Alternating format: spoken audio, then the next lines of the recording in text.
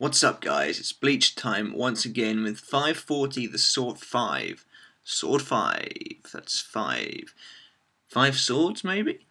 I presume so, since it's 5 zanpakuto spirits. Anyway, so it starts off where we left off with Ouetsu Nimaya, and he's about to forge Ichigo's new zanpakuto for him. So he says, "Everyone, the show's starting! Yeah!" And then these guys come out of nowhere. They sort of leap up into the air and they land on him. And it's 5 girls. 5 of those zanpakuto spirits that he creates. One of them is Mera, in fact.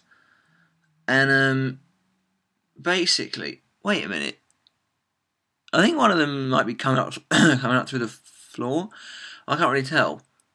But 4 of them are like standing on Nimaya, and then one of them is like on the ground. But anyway, we get this picture of Ichigo and Ouetsu looking at him quite funnily. And Ouetsu's like, "What are you spacing out for?" "Well, I mean everyone, you're included too, Ouetsu." And he pulls the Ouetsu towards him. So yeah, that's kind of interesting. And basically it like creates this kind of blade. So then Mera, I think she hits herself on the chin or something, like God knows. She sort of goes like, I don't know, or maybe she does that or something. I can't really tell. But she shoots a load of fire out of her mouth anyway, which is, you know, the heat needed to forge a zanpakuto. And then one of them, she's like crying, and apparently her name is Toki. That's what the little girl Sword 5 says anyway. They like get loads of water together. Then one of them has like really long ponytails, pigtails, whatever you call them. Honestly, I have no idea what she's doing. But she says like, Sato, I got ya. Honestly, I have absolutely no idea what's going on, and we're already on page 9. And then the only remotely interesting one takes her tooth out, which is kind of gross. And then I have no idea. She like forges a hammer out of it. I have no idea. And then Ouetsu takes off his Hayori, puts his hair up, takes his glasses off, and he looks completely different. Actually, I have to say, he looks completely different. So yeah, apparently these are the Sword 5. We get the title page. And to be fair, and now we're on 12 pages in, and absolutely nothing has happened. So, yeah, not a best start for a chapter. Honestly, it's pretty disappointing. But then things start to get better. Ouetsu hits the white blade with his hammer, and we're saying that he's really starting to forge this weapon. And he's wondering what Ichigo's thinking of while he's watching this. And basically, Ichigo kind of makes a joke, but interestingly, Ouetsu doesn't really, pay any attention to the joke whatsoever. This is a different Ouetsu to the man we've already seen. He's going to work. So, basically, he says that the reason why you turn white the moment you come into contact with this Ouetsu is because it's the hollow within him. But the thing is, what this means is, it's a little confusing, but what this means is the hollow is his zanpakuto. Basically, hollows created by Aizen using the souls of Shinigami have the same composition as Ichigo's Ouetsu, because Ichigo's Shinigami powers are Shinigami and hollow.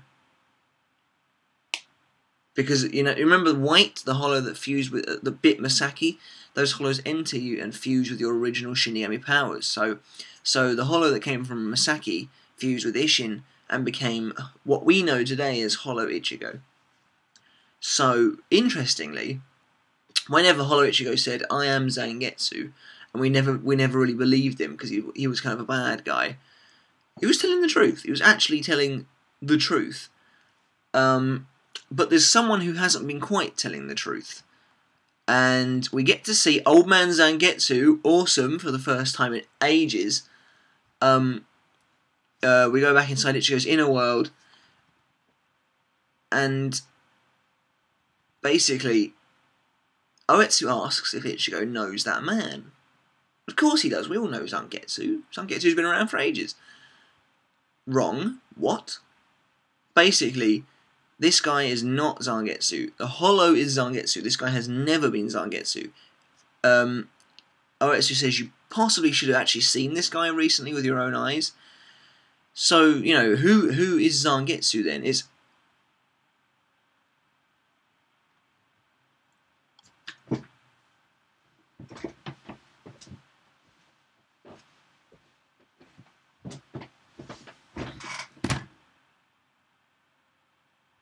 Fuck! Yahweh, Emperor Yahweh of the Vandenreich. Oh my god. Yeah, I'm kind of looking a bit. I was looking like how Ichigo was looking. Okay, epic picture of Yahweh comes up. Oh man, what? I don't know what to believe anymore. This is literally thrown. So you're telling me Yahweh has 2 volume covers? Yahweh has been in it since the very beginning. Apparently Zangetsu, Old Man Zangetsu, is not his Shinigami powers. He is the Quincy power inside of Ichigo. And it's what Yahweh looked like 1,000 years ago. So, you know, Yahweh was a trendy bastard. You know, he had shades and everything. Wow. I mean, seriously, like, so many people said, like, oh, Yahweh and Zangetsu look really similar. And there were a lot of people passed it off as Kubo's drawings just looking similar these days. But no, wow, they are the same person. Holy crap on a stick.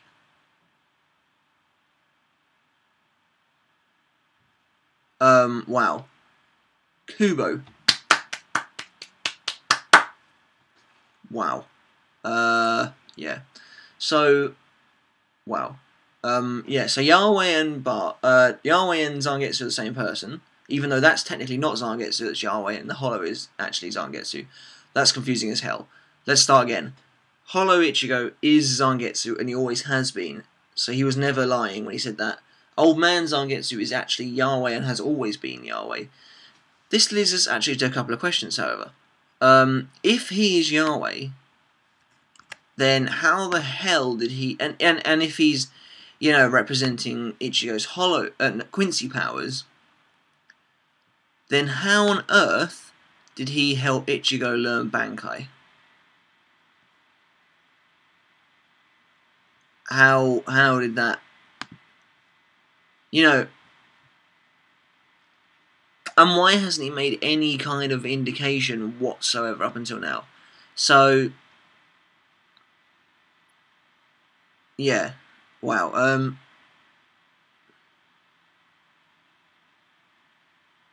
Oh, man.